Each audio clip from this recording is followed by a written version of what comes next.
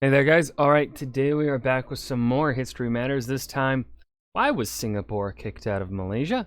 Short animated documentary. I have no guesses for this. So before we dive in, make sure you go and check out the links in the description box below. I would love it if you joined the Discord and followed me over at Twitch.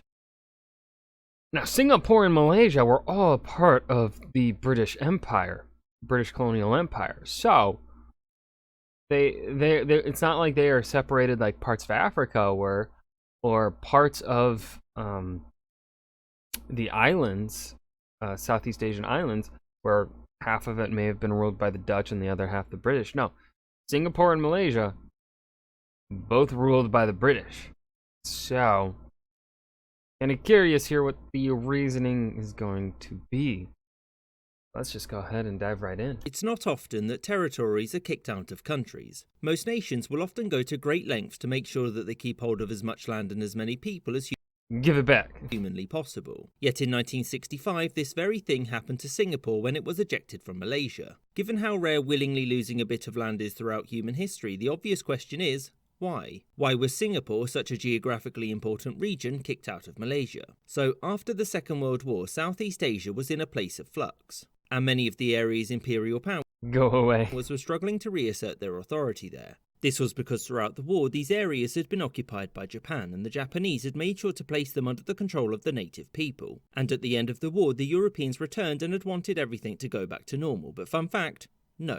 One example is Britain. As of 1948, Britain's Southeast Asian colonies were the Federation of Malaya, Singapore, Sarawak, Brunei, and North Borneo. Despite Britain's best efforts, though, by September 1963, all of these colonies, barring Brunei, were independent. And all of these independent states opted to join the brand new Malaysia in the same year. For some, it was fear of communist takeover that pushed them into union, and for Singapore, it was about giving it access to larger markets to increase its wealth. And also, Malaysia wasn't Britain, which seemed like a step in the right direction for Singapore. Yet, a mere 2 years after joining Malaysia, Singapore was out. But why? Well, the reason was primarily political. Malaysian politics at this time was dominated by the Malaysian Solidarity Convention, a coalition of right-wing parties led by Tunku Abdul Rahman that represented Malaysia's largest ethnic groups, whereas Singaporean politics was monopolised by the People's Action Party, which was a more centrist multi-ethnic party headed by Lee Kuan Yew. Now, both sides had rushed into this union I do.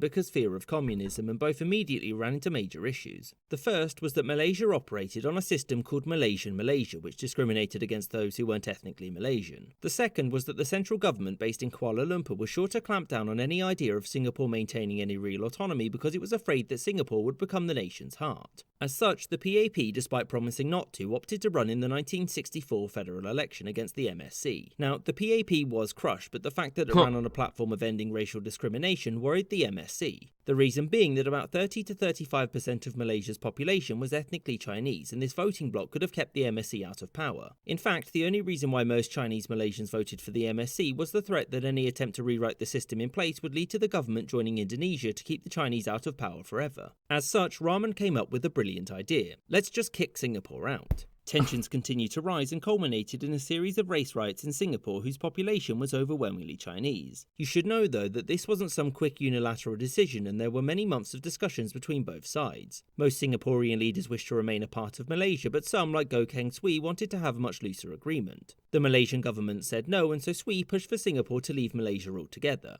The deadlock continued and tensions rose further, and so Rahman went to the Malaysian parliament and pushed for a vote on simply expelling Singapore, which he won unanimously. On August 9, 1965, the Singaporean representatives reluctantly declared independence, and thereafter Singapore would be an independent nation, one which then became incredibly wealthy, so it sort of worked out in the end. Yeah. I hope you enjoyed this episode.